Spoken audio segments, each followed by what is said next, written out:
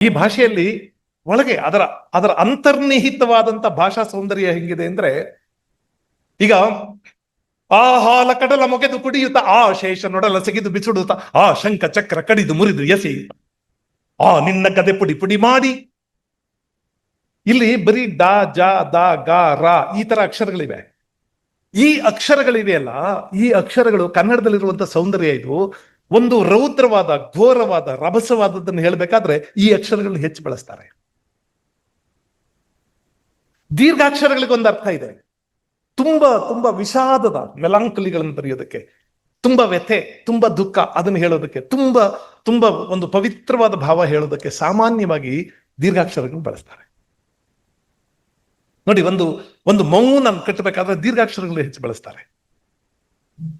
ಹೊನ್ನಗಿಂಡಿಯ ಹಿಡಿದು ಕೈಯೊಳು ಹೇಮವಾರಿಯ ಚಿಮುಕಿಸಿ ಮೇಘಮಾಲೆಗೆ, ದೀರ್ಘಾಕ್ಷರವನ್ನು ಗಮನಿಸಿ, ಮೇಘಮಾಲೆಗೆ ಬಣ್ಣವೀಯುತ ಯಕ್ಷಲೋಕವ ವಿರಚಿಸಿ ನೋಡು ಮೂಡಣದ ದಿಗಂತದಿ ಮೂಡುವೆಣ್ಣಿನ ಮೈಸಿರಿ ರಂಜಿಸುತ್ತಿದೆ ಚಲುವೆಯಾಕೆಗೆ ಸುಪ್ರಭಾತವ ಬಯಸಿರಿ ದೋಣಿ ಸಾಗಲಿ ಮುಂದೆ ಹೋಗಲಿ. ದೀರ್ಘಾಕ್ಷರಗಳು ನೋಡಿ, ಒಂದು ಭಾವ ತುಂಬಾ ಸ್ವಿಫ್ಟ್ ಆಗಿ ಮೂವ್ ಆಗ್ಬೇಕು, ಬಹಳ ಫಾಸ್ಟ್ ಆಗಿ ಹೋಗ್ಬೇಕು ಅಂತ ಇಟ್ಕೊಳ್ಳಿ, ಅಲ್ಲಿ ರಸ್ವಾಕ್ಷರಗಳನ್ನು ಬಳಸ್ತಾರೆ. ಅಡಿಯ ಹೆಜ್ಜೆ ನಡುಗೆ ಗೆಜ್ಜೆ ಇಡುತ್ತ ಸುಗ್ಗಿ ಬರುತ್ತಿದೆ, ಸುಗ್ಗಿ ಬರೆ ಹಿಗ್ಗಿ ತಿರೆ ಸಗ್ಗ ಸುಖವ ತರುತ್ತಿದೆ, ಕಣಿವೆ ಇಳಿದು ತೆಮರ ನೇರಿ ಹೊಸತು ಜೀವ ಕಳೆಯ ಬೀರಿ ತರುಗಳಲ್ಲಿ ತಳಿರ ಏರಿ ಸುಗ್ಗಿ ಮೂಡು ತಿರುವುದು ಬನದ ಬಿನದ ದಿನಿದು ನಿನದ ಮನದೊಳಾಡು ತಿರುವುದು ಬನದ ಬಿನದ ದಿನಿದು ನಿನದ ಮನದೊಳಾಡು ಎಲ್ಲ ರಸ್ವಾಕ್ಷರ. ಮನದೊಳಾ ಅನ್ನೋದು ಬಿಟ್ರೆ ಎಲ್ಲ, ಯಾಕಂದ್ರೆ ಆ ಭಾವವೇ ಒಂಥರ ಫಾಸ್ಟ್ ಆಗಿ, ಆ ಕುಣಿತ ಫಾಸ್ಟ್ ಆಗಿದ್ರೆ ಬನದ ಬಿನದ ದಿನಿದು ನಿನದ ಇದು ಭಾಷೆ ಒಳಗಿರುವಂತ ಸೌಲಭ್ಯ. ಇದು ನಾ ಹೇಳಿದೆ, ಸ್ವಲ್ಪ ಸ್ವಲ್ಪ ವಿಷಾದದ ವ್ಯಥೆಯ ಭಾವ ಬರಬೇಕು ಅಂದ್ರೆ ದೀರ್ಘಾಕ್ಷರಗಳು ಬಳಸ್ತಾರೆ. ಇದು ಯಾರು ಬರೆದ ಕಥೆಯೋ ನನಗಾಗಿ ಬಂದ ವ್ಯಥೆಯೋ ಕೊನೆ ಹೇಗೋ ಅರಿಯಲಾರೆ ಮರೆಯಾಗಿ ಹೋ. ಸಮಾಧಾನ ಮಾಡ್ಕೊಪ್ಪ. ದೀರ್ಘಾಕ್ಷರ ಆದಂಗೆಲ್ಲ ವ್ಯಥೆ ಜಾಸ್ತಿ ಆಗುತ್ತೆ. ಮೂಗನ ಕಾಡಿದರೇನು ಸವಿ ಮಾತನು ಆಡುವನೇನು ಕೋಪಿಸಲು ನಿಂದಿಸಲು ಮೌನವ ಮೀರುವನೇನು. ಆಕಸ್ಮಿಕ ಅಲ್ಲ ಇವೆಲ್ಲ, ಭಾಷೆ ಒಳಗಿರೋ ಸೌಲಭ್ಯನ ಉಪಯೋಗಿಸ್ಕೊಳ್ಳೋದು. ಇಂಥ ಸಾವಿರಾರು ಉದಾಹರಣೆಗಳಿದೆ. ನನಗೆ ಬಹಳ ಇಷ್ಟವಾದದ್ದು ಇದು. ಹರಿಹರ ಒಂದು ರಗಳೆ ಬರೀತಾನೆ. ಕೆಲವು ಪದ್ಯಗಳು ನಮ್ಗೆ ಅರ್ಥ ಆಗೋದಿಲ್ಲ. ಭಾಷೆ ಒಳಗಿರುವಂತ ಸೌಂದರ್ಯ ಏನು ಅಂದ್ರೆ, N effective poetry is communicated before it is understood ಅಂತ ಒಂದು ಮಾತಿದೆ. ನಮ್ಗೆ ಅರ್ಥ ಆಗೋದಕ್ಕೆ ಮುಂಚೆ ಆ ಭಾಷೆ ನಮ್ಮನ್ನು ತಗಲ್ಬೇಕು, ನಮ್ಮನ್ನು ತಾಕ್ಬೇಕು, ನಮ್ಮ ಮನಸ್ಸಿಗೋ ಹೃದಯಕ್ಕೋ ಕರುಳಿಗೋ ಎಲ್ಲ ತಾಕ್ಬೇಕು. ಖಳದುಶ್ಯಾಸನ ಕೃಷ್ಣಲೋಹಿತ ಜಲಾಶ್ಲಿಷ್ಟಂ ಕುರುಪ್ರೋದ್ಭವ ಪ್ರಳಯಜ್ವಾಲಿ ಸುಯೋಧನೋರು ಮುಕುಟೋದ್ಘಟ್ಟ ಪ್ರತಿಜ್ಞಾಕ್ಷರಾವಳಿ ವಿನ್ಯಸ್ತ ವಿಶಾಲ ನಿಶ್ಚಲ ಶಿಲಾಸ್ತಂಭಂ ಕುರುಕ್ಷೇತ್ರದೊಳು ಪ್ರಳಯೋಗ್ರ ಅಂತಕದಂತ ಗುರುವನ್ನು ಒಳಕೊಂಡಿರ್ದಂ ಇಡಿಂಬ ಅಂತಕಂ. ಸತ್ಯವಾಗ್ಲೂ ನಿಮ್ಗೆ ಅರ್ಥ ಆಗಿಲ್ಲ, ಆದ್ರೆ ಗೊತ್ತಾಗಿದೆ ಏನು. ಅರ್ಥ ಆಗೋದು ಬೇರೆ, ಗೊತ್ತಾಗೋದು ಬೇರೆ. ಗೊತ್ತಾಗೋದೇನು ಅಂದ್ರೆ, ಭೀಮ ಅಂತ ಏನೋ ಬಂತಲ್ಲ, ಅದರಿಂದ ಭೀಮನಿಗೆ ಸಂಬಂಧಪಟ್ಟ ಪದ್ಯ ಇದು ಅಂತ ಗೊತ್ತಾಗುತ್ತೆ. ಅಂದ್ರೆ ಏನ್ ಎಫೆಕ್ಟಿವ್ ಪೊಯೆಟ್ರಿ ಕಮ್ಯುನಿಕೇಟ್ ಮಾಡಬೇಕು, ಅರ್ಥ ಆಗೋದು ಆಮೇಲೆ, ಮೊದಲು ಕಮ್ಯುನಿಕೇಟ್ ಮಾಡಬೇಕು. ಕನ್ನಡಕ್ಕೆ ಇದೊಂದು ಫೆಸಿಲಿಟಿ ಇದೆ. ಹರಿಹರನ ಒಂದು ಪದ್ಯ ಇದೆ, ಶಿವ ಕುಣಿದ ಅಂತ. ಒಬ್ಬ ಕುಂಬರಗುಂಡೆಯನ ರಗಳೆ, ಅವನು ಕುಂಬರಗುಂಡೆಯ ಅನ್ನೋನು ಕುಣಿತಾ ಇರ್ತಾನೆ, ಮಡಕೆ ತಟ್ತಾ. ಅವನು ಶಿವನ ಭಕ್ತ, ಕುಣಿತಾ ಇರ್ತಾನೆ, ಮನೆ ಒಳಗೆ ಕುಣಿತಾ ಇರ್ತಾನೆ. ಶಿವನಿಗೆ ಇವನ ಕುಣಿತ ಪ್ರಪಂಚಕ್ಕೆಲ್ಲ ಗೊತ್ತಾಗ್ಲಿ, ಜಗಜ್ಜಾಹೀರ್ ಮಾಡ್ಬಿಡ್ಬೇಕು ಅಂತ ಒಂದ್ಸಲ ಶಿವ ತಾನು ಬಂದು ಕುಣಿಯಕ್ ಶುರು ಮಾಡ್ದ ಅಂತ ಹರಿಹರ ಒಂದು ರಗಳೆ ಬರೀತಾನೆ.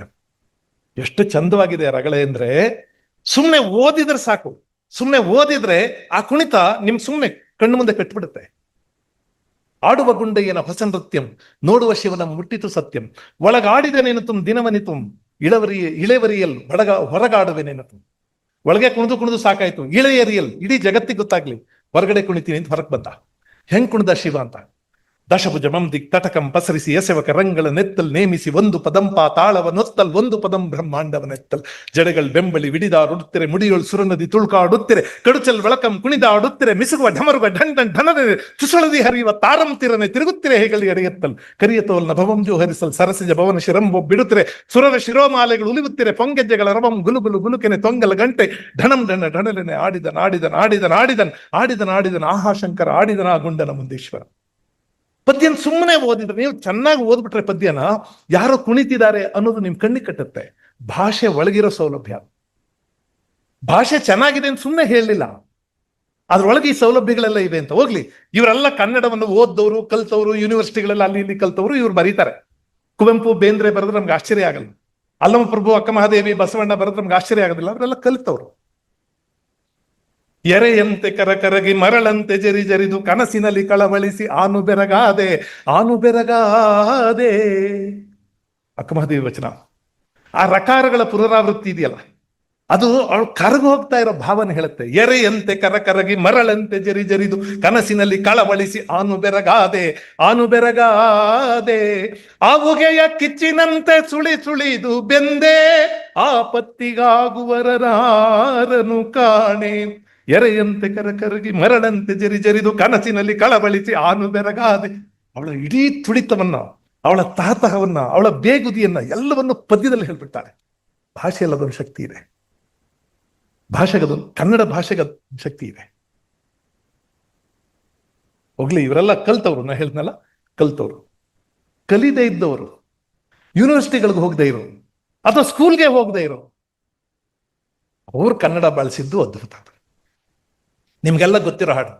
ಅಂದಾವರೆ ಮುಂದಾವರಿ ಮತ್ತೆ ತಾವರೆ ಪುಷ್ಪ ಚಂದಕ್ಕಿ ಮಾಲೆ ಬಿಲ್ಪತ್ರೆ ಮಾದೇವ ನಿಂಗೆ ಚಂದಕ್ಕಿ ಮಾಲೆ ಬಿಲ್ಪತ್ರೆ ಕರಕಿದಳವು ಮಾದಪ್ಪನ ಪೂಜೆಗೆ ಬಿರಿದೋ ಮಾದೇವ ನಿಮ್ಮ ಸೋಜುಗಾದ ಸೂಜು ಮಲ್ಲಿಗೆ.